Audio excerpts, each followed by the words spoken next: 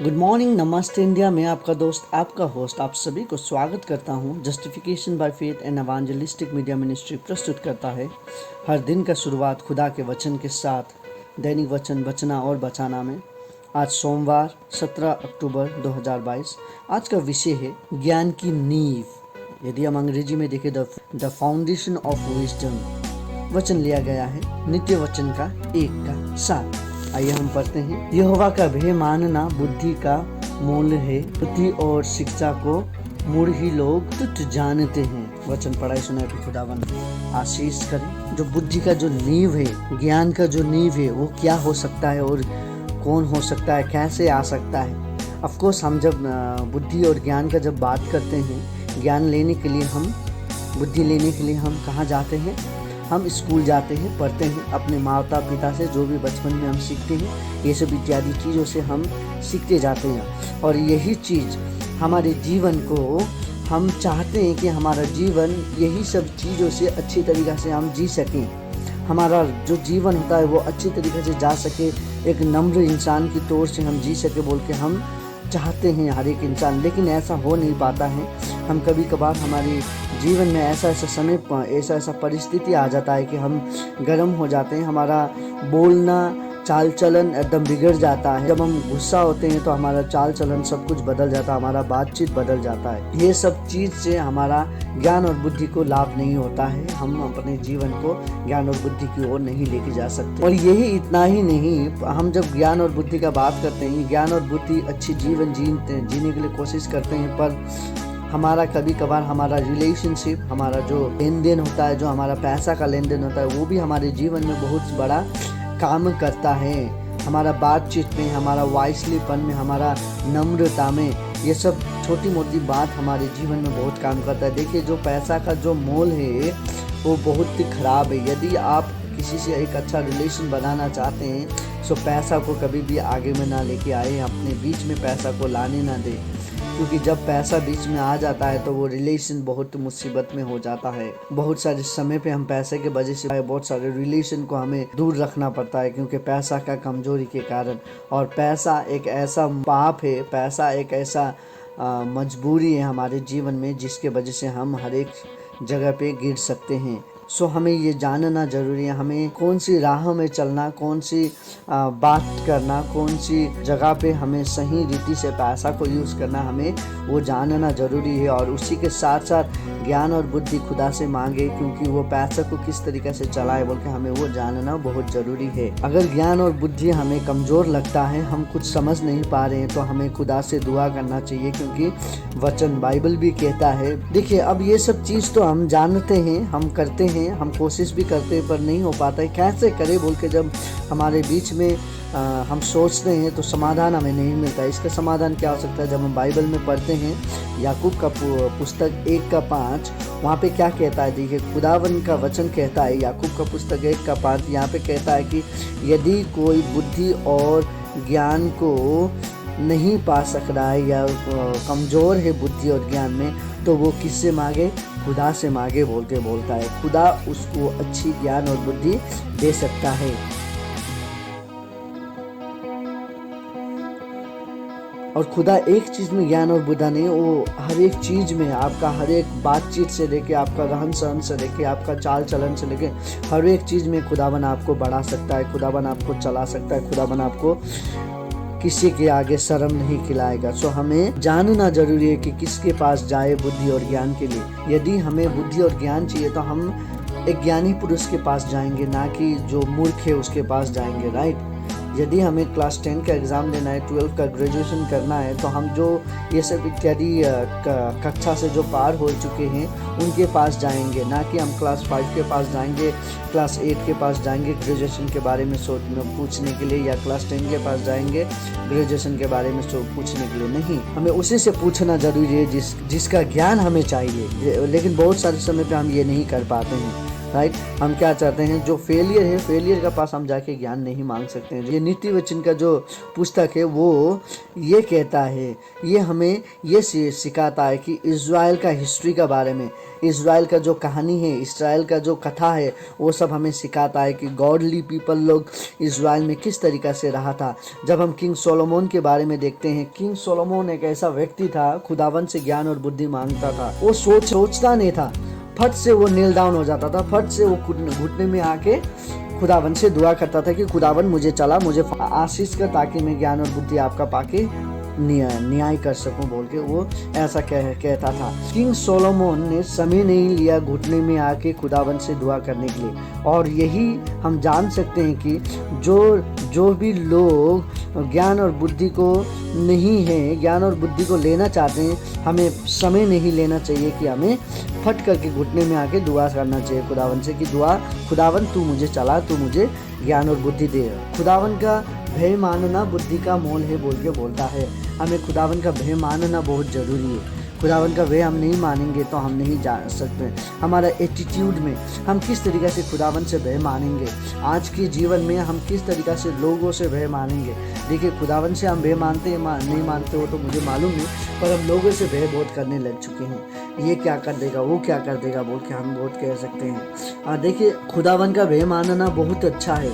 उससे हमारा एटीट्यूड, हमारा जो व्यवहार है वो चेंज होगा, हमारा जो रहन सहन है वो चेंज होगा, और सही में हम बुद्धि को प्राप्त कर सकते हैं। खुदावन का दुआ हमारे ऊपर रहेगा तो इसी तरीक़े से देखिए, जब एक बच्चा जन्म लेता है वो सीखता है अपने माँ बाप से, माँ बाप का बात को कैसे वो पालन करता है। आप सोचिए, उसको थोड़ा आगे में डर दिखाया जाता है, वो डर के कारण थोड़ा बहुत वो सीखता है जो भी। और कोई भी माता पिता अपने बच्चे को ऐसे ही खराब गंदा चीज़ करने के लिए नहीं मानेगा और नहीं सिखाएगा। गंदा चीज़ खराब हो मेरा बच्चा बोल के कोई भी माँ बाप नहीं चाहेगा।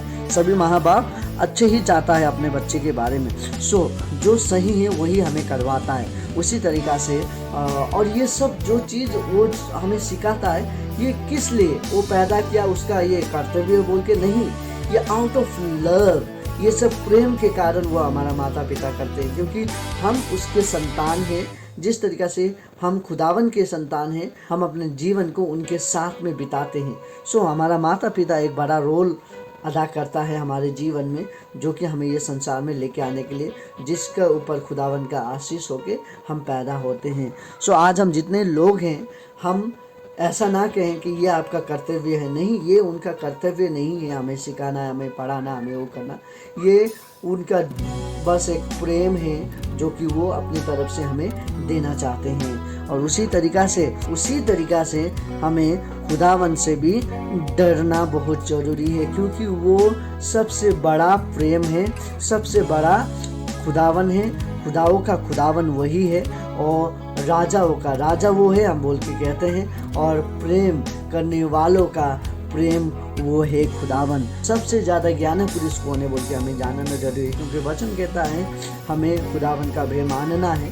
और जिस तरीके से हम याकूब को पढ़ते हैं 1:5 में, वहाँ पे कहता है कि जो ज्ञान और बुद्धि से कमज़ोर हैं वो खुदावन से मांगे बोल के याकूब का पुस्तक भी कहता है। उसी तरीक़ा से हमें खुदावन से ये मांगना चाहिए। अब क्यों खुदावन से मांगे? खुदावन कौन है हमारा? खुदावन हमारा सृष्टिकर्ता है, हमें रचने वाला है, हमें प्यार करता है वो सबसे ज़्यादा। इसीलिए उसने अपना एकलौता पुत्र दे दिया ताकि हम अनंत जीवन में जी सके।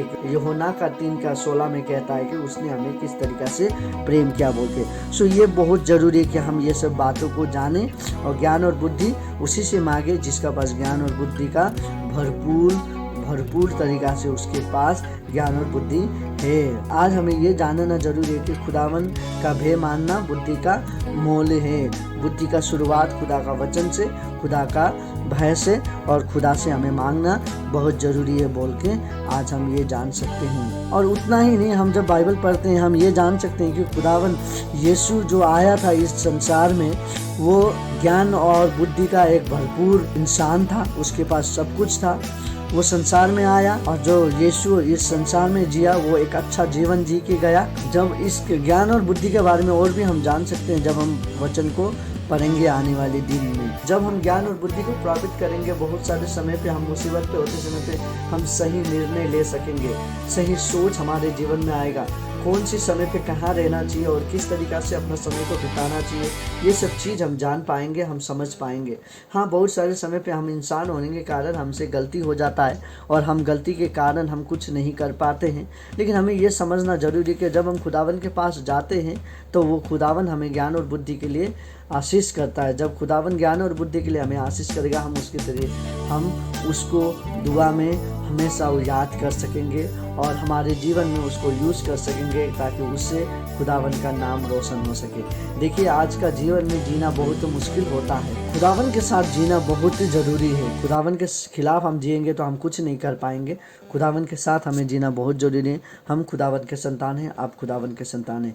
देखिए, खुदावन आपको हमें सभी को ज्ञान और बुद्धि देना चाहता है। क्या हम आज लेना चाहते हैं?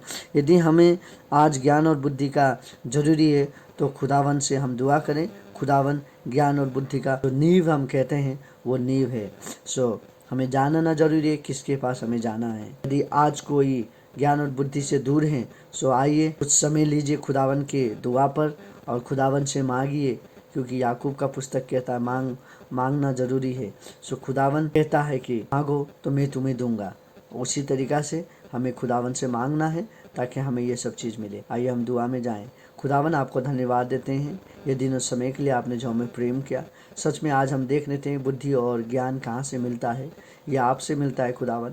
आज हम कमज़ोर हैं खुदावन, हम जानते हैं हम कुछ भी नहीं जानते हैं बोल के, लेकिन आज हम आपसे ज्ञान और बुद्धि मांगते हैं, हम उसे अपने जीवन में अच्छी सही रीति से चला सकें।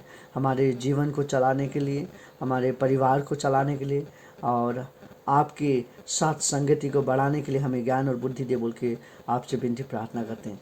खुदावन, हम नहीं जानते हमें किस तरीक़ा से चलना चाहिए, हम नहीं जानते कि हम कहाँ पे सही काम पे सही समय पे हमें होना चाहिए। आज जितने लोग प्रार्थना कर रहे हैं खुदावन, आज जितने लोग अपने घुटने में आके आपसे दुआ कर रहे हैं, उन सभी को ऊपर तू आशीष कर। आज उन सभी को तू ज्ञान और बुद्धि से भर, ताकि वो सभी आपकी स्तुति आराधना में, आपके प्रेम में सभी रह सके बोल के आपसे विनती प्रार्थना करते हैं। आज जितने लोग घुटने में आके ज्ञान और बुद्धि को मांग रहे हैं खुदावन, तू उसे आशीष कर, ज्ञान और बुद्धि दे, ताकि हम इस ज्ञान और बुद्धि को अपने जीवन में लागू कर सकें और हमें सही और गलत क्या है हम उसे जान सके बोल के आपसे विनती प्रार्थना करते हैं। आज जितने लोग अपने बीमारी के लिए प्रार्थना करें, उन सभी को तू हल कर, उन सभी को चंगाई दे बोल के तुझसे प्रार्थना करते हैं खुदावन धन्यवाद देते हैं आपको ये दिन समय के लिए। आज जितने लोग हॉस्पिटल में बैठे हैं, सभी को आप हिल कर और वो अपने परिवार के साथ जाके फिर से मिल सके बोल के आपसे विनती प्रार्थना करते हैं। खुदावन आपका धन्यवाद देते हैं, जो कमज़ोर है उसके साथ रहे, जो बलवंत है, जो कमज़ोर के साथ देने के लिए तुझे आप ज्ञान और बुद्धि दे बोल के आपसे विनती प्रार्थना करते हैं। आपको धन्यवाद देते हैं। ये छोटी सी प्रार्थना यीशु के नाम पे मांगते हैं, आमीन। खुदावन आपको और हमें ज्ञान और बुद्धि देना चाहते हैं और आज हम देख रहे थे कि खुदावन ही है जो ज्ञान का नींव है। ज्ञान का नींव कौन है? जब हम जानते हैं तो खुदावन है, तो हमें खुदावन के पास जाना जरूरी है। यदि आज आप फिर भी कमज़ोर महसूस कर रहे हैं, हमेशा दुआ करिए खुदावन आपको, आपके परिवार के, आपके पड़ोसी को आशीष में रखें। आप सभी का दिन शुभ जाए। धन्यवाद।